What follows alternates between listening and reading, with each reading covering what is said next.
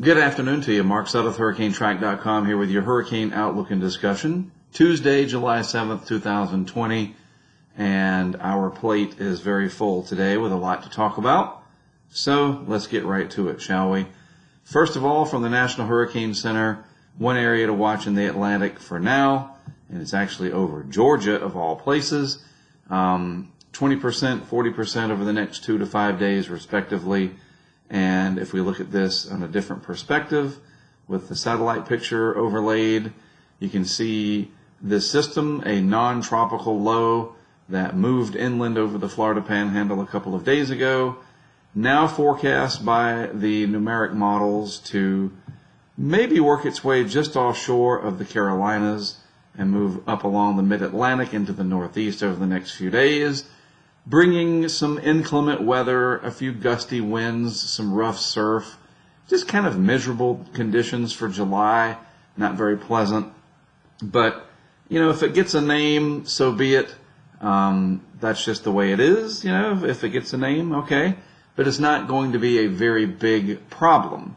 So don't let this worry you too much, and know it's not part of the overall sign of things to come, as this formed from a pretty large area of convergence or vorticity that we saw stretched out across this area.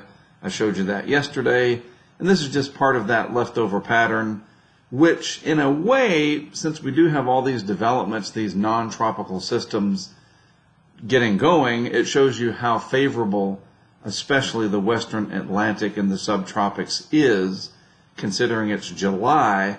You know, this is where we're focusing most of the development lately.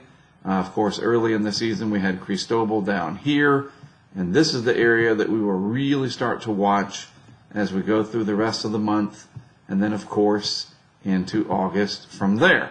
In the eastern Pacific, we do have a tropical storm, Christina. This is well on its way to becoming a hurricane. The good news with this, and it's very good news, if I can, it's funny how they do that when they overlap each other. What happened? Let's see, maybe I can go back, and now let's go to Eastern Pacific. That was weird. I tried to click on Christina, and it wouldn't let me. There we go. The good news here, and this continues the streak of good luck for Mexico, even though this is forecast to become a hurricane by all of the global guidance, it's going to move away from Mexico. It could generate some swells that will emanate out and eventually make their way up towards the Baja and beyond. So those of you that are out and about in Mexico along the Pacific coast, this could be good news if you like to surf.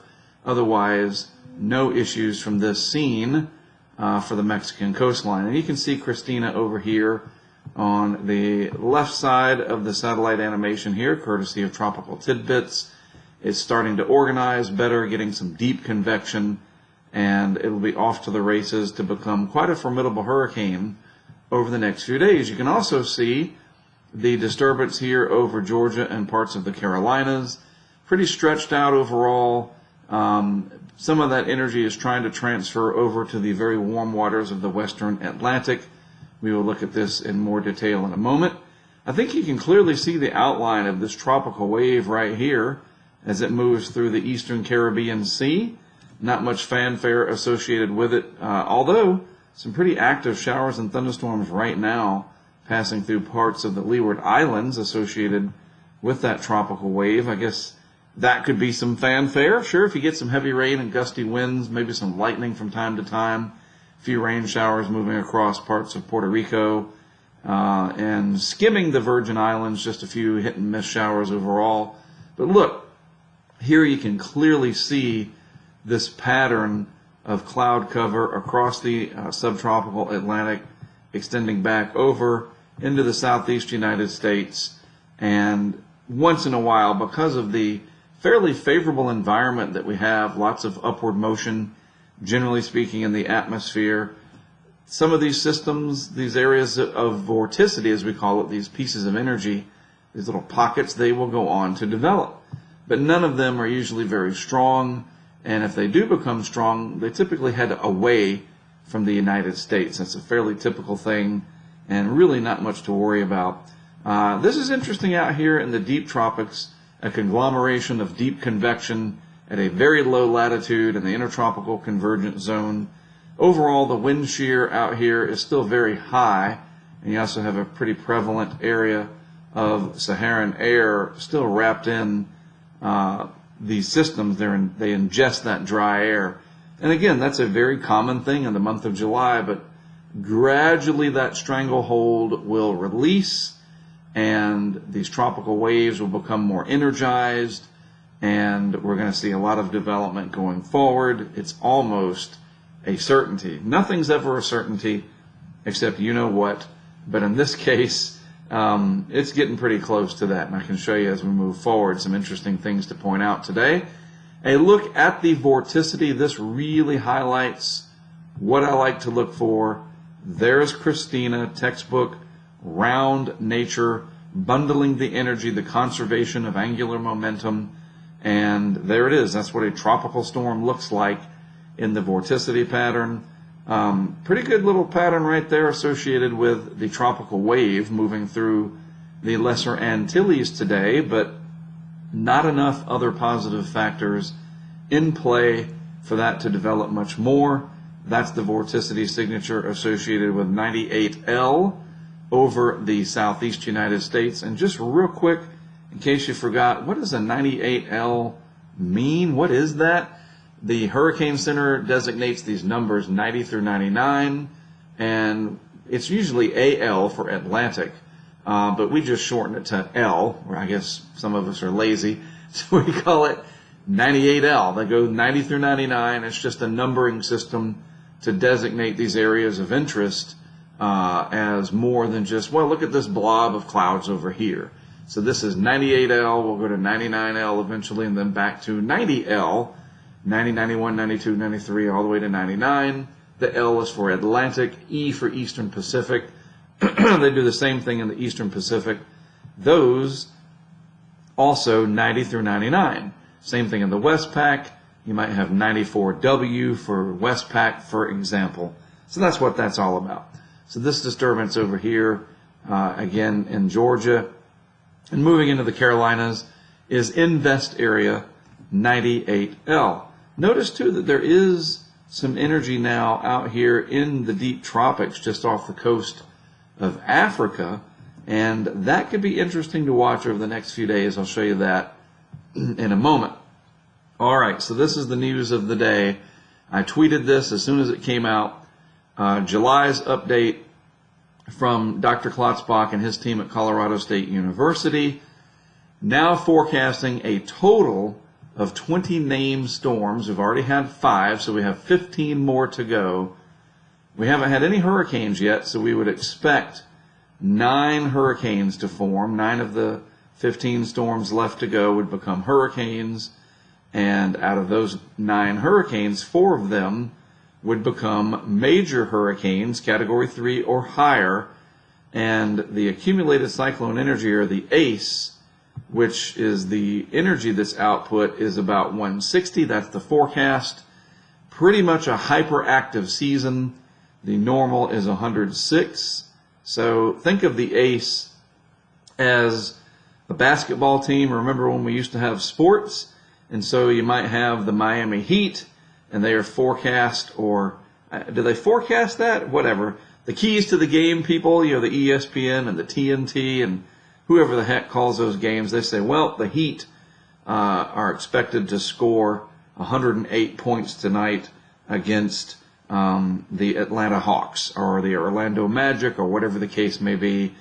And, you know, so that's what that is. It's just a number. It's the index. And the average, maybe the Heat average 106 points or 98 points a game, and they're supposed to score 106. Anyway, that's the analogy. I'm sticking with it. We all miss sports, at least most of us. But that's how that works. You know, the average score in the Atlantic for energy output, accumulated cyclone energy, is 106. Dr. Klotzbach and his team forecasting 160. So that's pretty remarkable.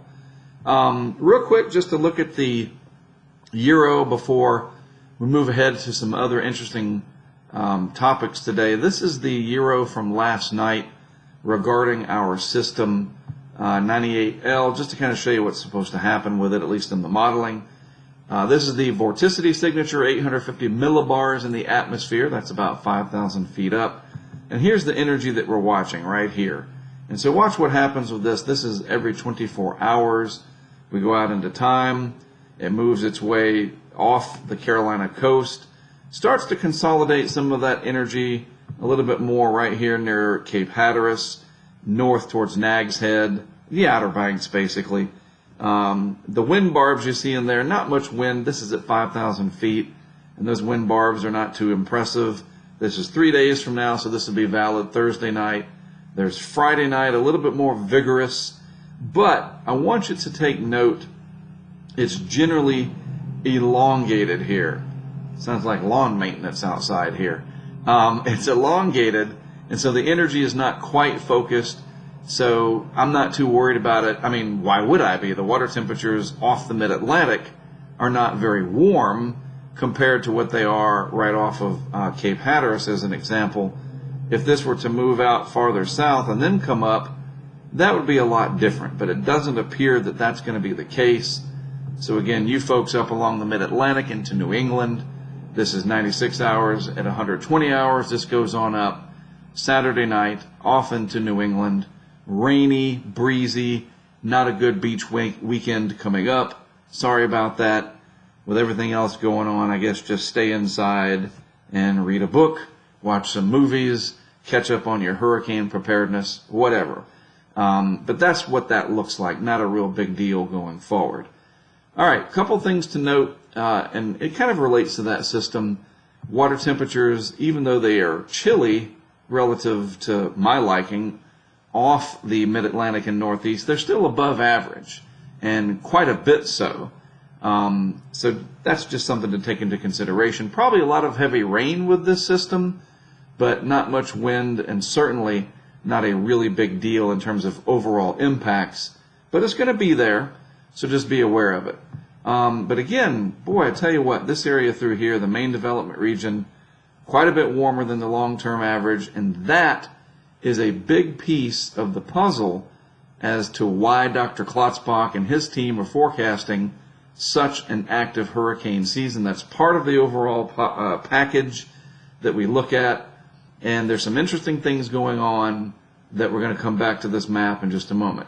Real quick, I want to show you, this is the 12Z GFS that's rendering right now as I put all this together, and I just want to kind of point out a couple things here as we move through time. This is the entire North Atlantic Basin.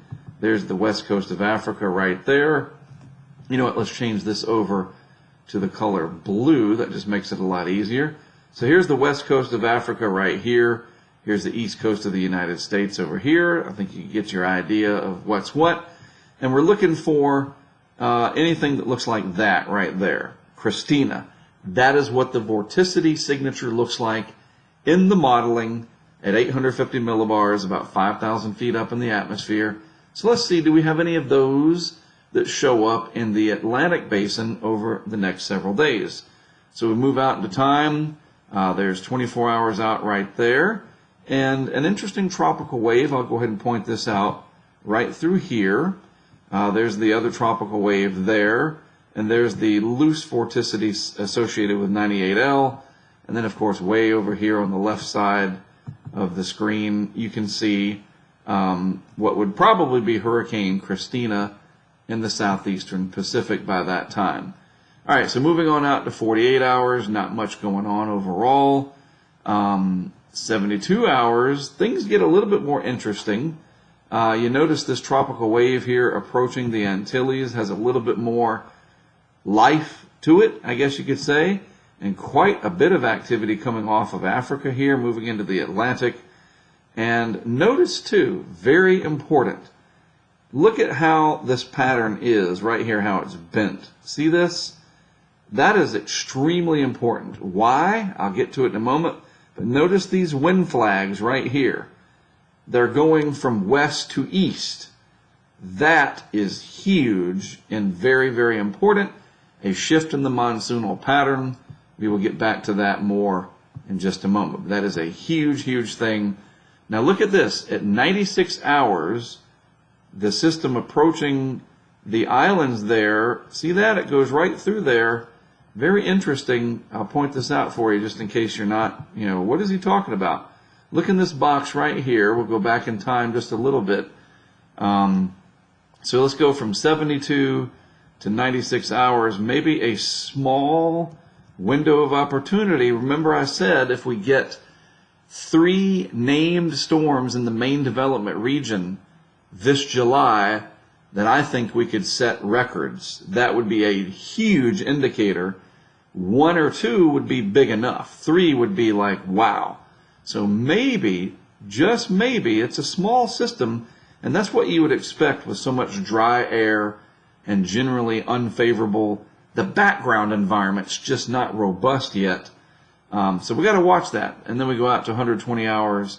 It kind of mills around, ends up in the Bahamas, whatever. And you also notice more of this energy coming off the coast of Africa, and then that westerly flow in the lower levels there, 5,000 feet up. Wow. So why does that matter? Well, let's take a look at this tweet from Eric Webb.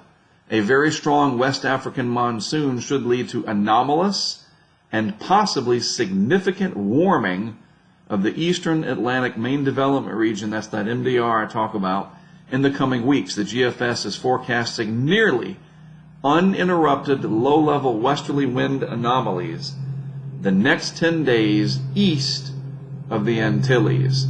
I got to tell the lawn maintenance people to not do lawn maintenance when I'm trying to do my update. I'm sure you can hear it. It's just annoying. It's just doing their job, but dang. Big lawnmower out there. So back to this, that's what we're showing here. You can see this. This goes out to hour 138. Just westerly wind at the 5,000 foot level. That will promote significant warming in the main development region. This diagram here, that explains it in a different format. We're not going to worry about trying to explain that right now. And then another scientist has picked up on this, Dr. Ventris. I follow him. We talk about him from time to time. He also is seeing this in another one of these Hofmoeller diagrams there. Note the anomalous westerly winds predicted over the tropical Atlantic and Africa in the coming weeks. This is tied to the dynamics of the Madden-Julian oscillation passing by, which will result in a West African monsoonal surge, reduced vertical wind shear over the tropical Atlantic, and more African easterly waves. Very, very, very important as this goes on, priming the Atlantic, and things are going to get very busy. Probably as we move through July, I would expect we would see 1 or 2 named storms, maybe 3, down in the deep tropics. I'm starting to sense that. We're seeing that. That one system that I showed you on the GFS, let's watch and see if that's the first one. Again, I think it would be very small in its aerial coverage because it's July. Usually we do not get large, expansive storms in July in the deep tropics. But you can, but it's not typical. So a lot of things to watch as we go forward. Nothing imminent, nothing to worry about, but I want you on your toes as we go forward and make sure you're ready. Keep aware with everything else going on. Like I said, now is the time to just wrap your brain around it. I know it's difficult, but we've got to face this. Use our experience of past hurricanes to help us not be fearful, but be mindful of what is potentially coming and be ready for it when it gets here. That's going to be my job going forward. All right, you can follow me on Twitter. The brand, of course, is HurricaneTrack, Hurricane Track. You see there at HurricaneTrack on Twitter, youtube.com/HurricaneTrack. And we are supported by great people on Patreon, allowing this to happen. Patreon's more than just a subscription. In fact, it's not even a subscription. It's like a cooperative, and I invite you to at least check it out. The link to it is in the description of every video I do, patreon.com/HurricaneTrack. We are putting together some amazing stuff thanks to crowdfunding, and it really is making a big difference. So I appreciate all the support. And of course, I appreciate you watching, whether you're watching me on YouTube or when I put this on Facebook, whatever the case may be. Thanks for tuning in. All right, that's it from me for today. Have a great rest of your Tuesday, I think it is still, right? Yes, it is. I am Mark Sudduth. I do know that. For HurricaneTrack.com, thanks for tuning in. I'll be back with more for you tomorrow.